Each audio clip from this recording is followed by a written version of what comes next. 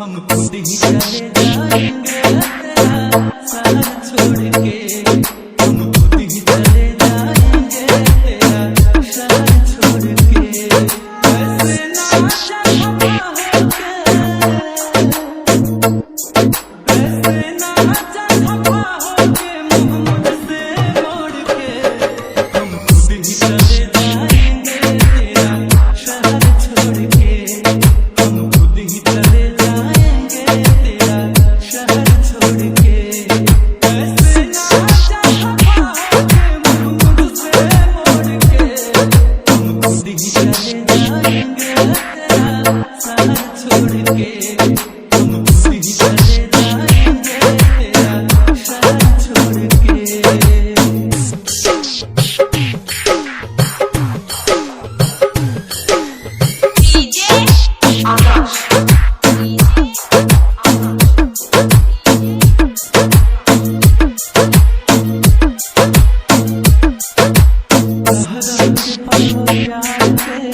तुझको रुलाएंगे, तेरी बेबसी तन्हाई में तुझको तड़पाएंगे।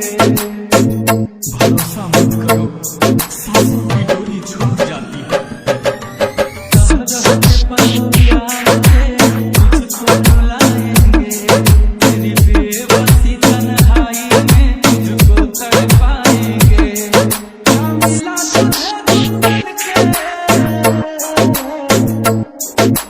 मिला तुझे गुंजन के सपने मरोड़ के, हम खुद ही चले जाएंगे तेरा शहर छोड़ के, हम खुद ही चले जाएंगे तेरा शहर छोड़ के, हम खुद ही चले जाएंगे तेरा शहर छोड़ के, हम खुद ही चले जाएंगे तेरा शहर छोड़ के।